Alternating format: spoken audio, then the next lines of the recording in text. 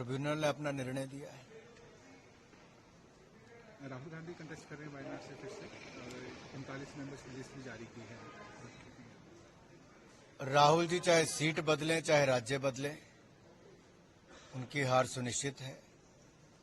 जनता अपने आप को ठगा हुआ महसूस करती है। उत्तर प्रदेश ने उनको पहले नकारा, उन्होंने भी उत्तर प्रदेश को नकारा। वायनाड से भी कम्युनिस्ट पार्टी ने अपना रवैया दिखा ही दिया है और निर्णय कर ही दिया है। अब तो चुनाव का इंतजार है। शशि थरूर ने कहा है कि BJP is going to lose, 303 भी नहीं मिल पाएंगे पिछली बार की तरह। ये तो समय बताएगा। 2014 में कहते थे कि बीजेपी 100 सीट नहीं ले पाएगी, पूर्ण बहुमत लिया। 2019 में कहते थे 200 नहीं ले पाएंगे, 303 सीटें ली। अब ये कहते हैं कि 300 नहीं ले पाएंगे, मैं कह रहा हूं हम 400 पार करेंगे। सर, प्रदेश की सरकार में जो है वो जिस तरह के सियासी हालात पनपे हैं, सीएम सुकू कह रहे हैं कि इसके पीछे जो है वो केंद्रीय नेतृत्व की स्याह है, और खासतौर पर जो हिमाचल के जो नेतृत्व है उनका इशारा सर कहीं। देखिए, अगर आप अपने परिवार अपनी पार्टी को ठीक ना रख पाए और ठीकरा दूसरे पर फोड़े, संतुष्ट आपके विधायक ना हो, जनता आपसे संतुष्ट ना हो, गारंटियां आपकी फेल हो गई हो, कामकाज ठप पड़ गया हो, तो है क्या राज्य में? पिछले 15 महीनों में प्रदेश में रोना धोना ही देखा है, और अब जनता के साथ साथ कांग्रेस के विधायक भी रो रहे हैं, चाहे वो इनके अपनी सरकार के बैठे हुए लोगों का रवैया हो या फिर कामकाज ठप हो या फेल होती गारंटियां हो। सर, आपकी अगुवाई में हमीरपुर संसदीय क्षेत्र में था विकास हुआ है। खासतौर पर अगर हम लोग रेलवे विस्तार की बात करें तो वंदे भारत जैसी अब बड़ी ट्रेनें भी यहाँ पर आने लगी हैं। तो सर, कांग्रेस संसदीय क्षेत्र और मंडी संसदीय क्षेत्र में भी आपकी अगुवाई में कभी, क्योंकि आप सम्मानीय हम चाहते हैं कि हिमाचल प्रदेश में रेल का नेटवर्क बढ़े। देखिए, कांग्रेस के समय 40 साल तक रेलवे लाइन का कोई काम नहीं हो पाया है। हमने ऊना, अम्बिंदौरा, दौलतपुर चौक तक रेलवे लाइन पहुंचा के ऊना की रेलवे लाइन का काम पूरा करवाया। दूसरी ओर भानुपल्ली से बिलासपुर की रेलवे लाइन को बहुत तेजी के साथ काम करवा रहे हैं। राज्य की सरकार उसके लिए पैसा नहीं दे रही है, बिल्कुल एक तरह से पूरे फंड्स रोक लिए हैं।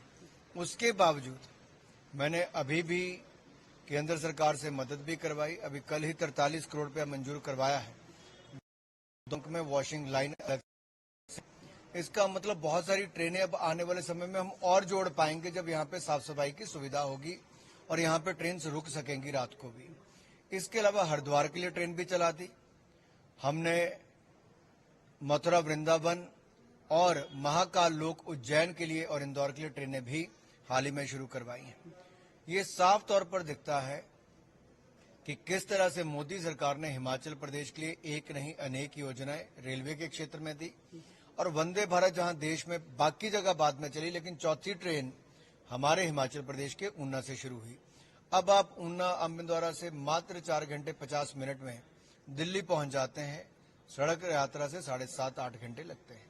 सर, मैंने जैसा कहा कि आप सम्मानीय नेता हिमाचल प्रदेश के, कांगड़ा की सियासी गलियारों में चर्चा यह है कि काश हमारे पास भी अनुराग ठाकुर जैसा यहाँ से नेता हो पाता। अगर भारतीय जनता पार्टी जो है आपको कांगड़ा से मौका देती है तो क्या आप तैयार हैं उसके लिए? मैं हमीरपुर संसदीय क्षेत्र में बहुत खुश हूँ।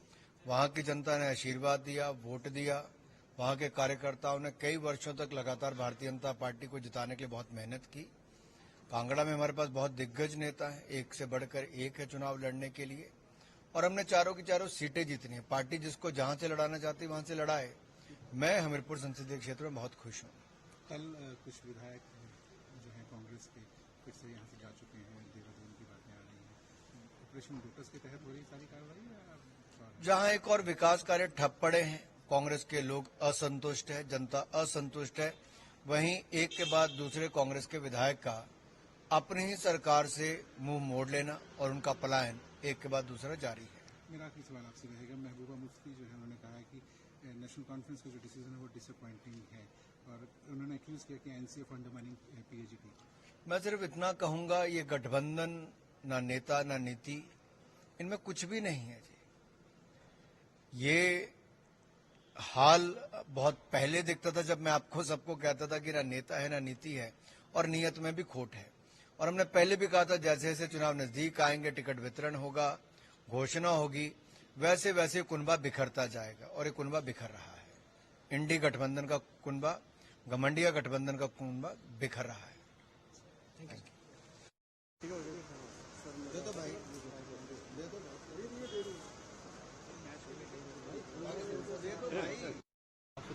भाई भाई